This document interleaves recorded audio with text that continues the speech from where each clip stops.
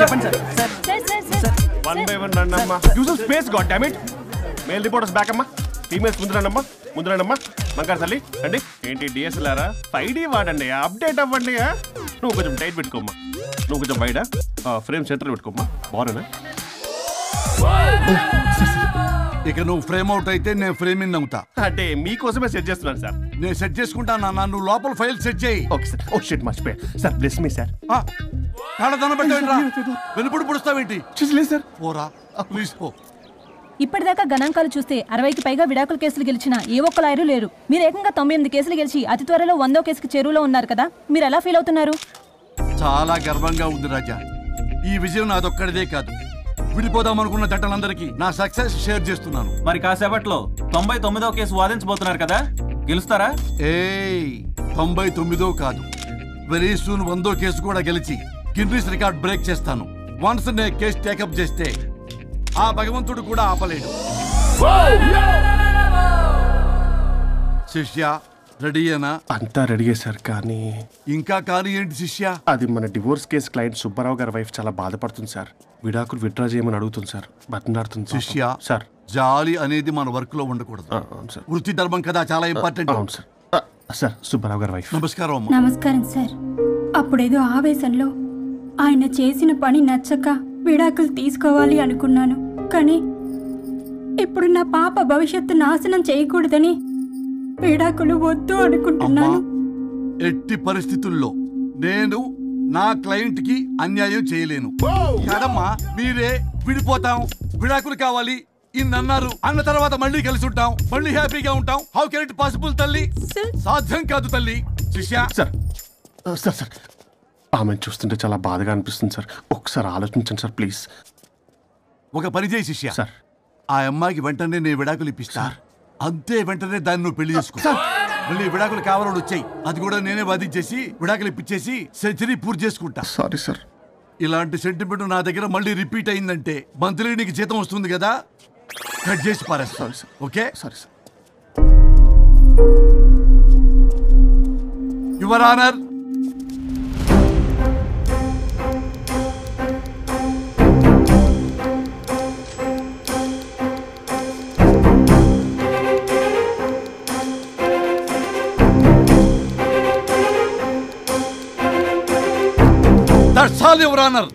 ఈ కేసు పూర్వాపరాలు పరిశీలించిన మీదట వీరికి విడాకులు మంజూరు చేయడమైనది.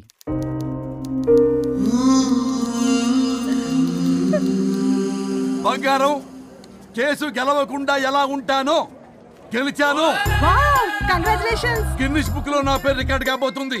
100వ కేసు ఆల్రెడీ ఒక జంట మన ఆఫీసులో వెయిట్ చేస్తుంది. వెళ్ళి ఫైనల్ చేసుకొస్తాను. నువ్వు రెడీగా ఉండు. నా బర్త్డే గోవాలో జరుపుకోబోతున్నాం. See you. Bye bye. చెప్పండి.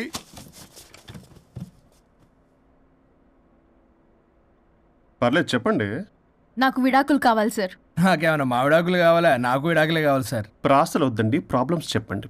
ఎర్రగా బుర్రగా ఉంది, తెలివైన అమ్మాయి కదా అని ప్రేమించాను సార్. ఇంట్లో వాళ్ళు కాదని పెళ్లి చేసుకున్నాను. అప్పటికి మా నాన్న ఏమన్నాడు తెలుసా? ఏమన్నాడు? నానా చెప్పు. నాన్న చెప్పు. అంకుల్ చెప్పండి. ప్రేమించి పెళ్లి చేసుకోవడం మన ఇంటి అవంటలేదు.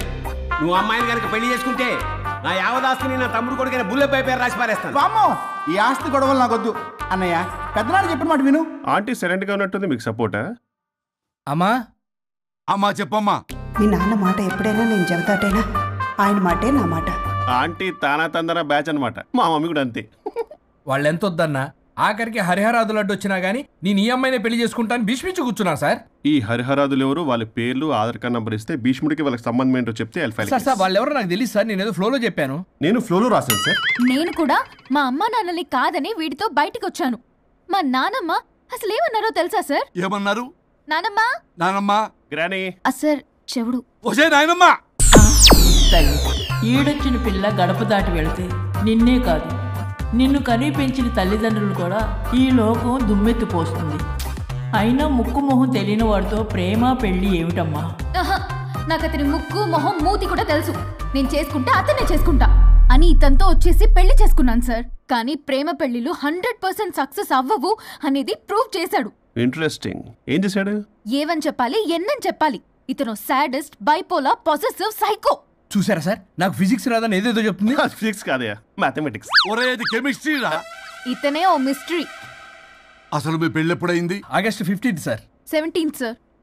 అదే అంటే ఆగస్ట్ 15 హాలిడే కదా సార్, దాని తర్వాత 2 days డేట్ ఇచ్చారు సార్. చూసారా సార్, పెళ్లి రోజే గుర్తులేనోడికి పెళ్ళాం ఏం గుర్తుంటుంది? అసలు ఇతనికి నా ఫోన్ నంబర్ కూడా గుర్తుండదు సార్. నాకెందుకు తెలియదు సార్. చెప్పు. 98490 కాదు 9840099. 98499 మొత్తం 10 నంబర్లు ఉంటాయి. మీరు ఇలా టెన్షన్ పెడితే ఎలా చెప్పాలి సార్? అలా చెప్పు. మీరు ఎన్నిసార్లు అడిగినా ఇదే రిపీట్ చేస్తాడు.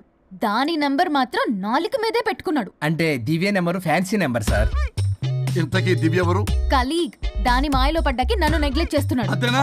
నీకు 100 సార్లు చెప్పేస్తాను నా ఫ్రెండ్ అని. హలో, ఫ్రెండా కలీగా? మా సార్ క్లారిటీ కావాలి. కొలీగ్ లాంటి ఫ్రెండ్ సార్. ప్రేమించినప్పుడు 100 కబుర్లు చెప్పాడు కానీ పెళ్ళైన నెక్స్ట్ డే నుండి పట్టించుకోవడం మానేశాడు. తలనొప్పి వచ్చినా తగ్గుతుందిలే అంటాడు కానీ ఏమి చేయడు. అసలు తలుంటే కదా సార్ తలనొప్పి రావటానికి.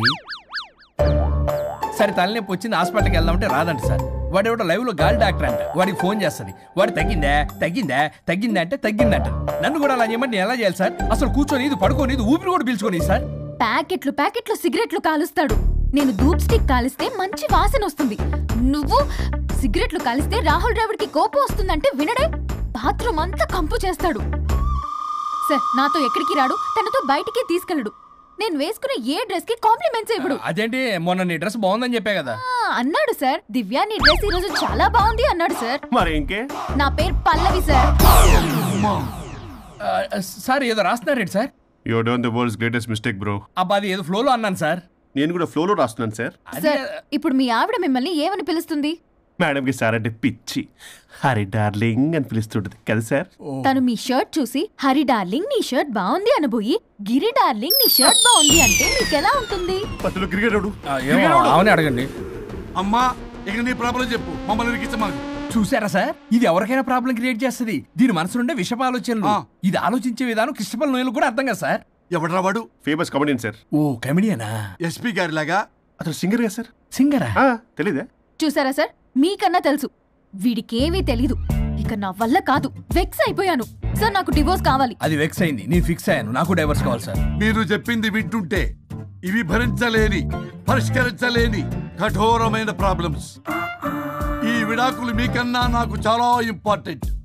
ఎందుకంటే నా 100వ విడాకులు గిన్నిస్ బుక్కి చివరి మెట్టు. అమ్మయ్య, ఇక మేము మర్చిపోవచ్చు అనమాట. ఇక మీరు మర్చిపోయిన ఆ విషయం నేను మర్చిపోను.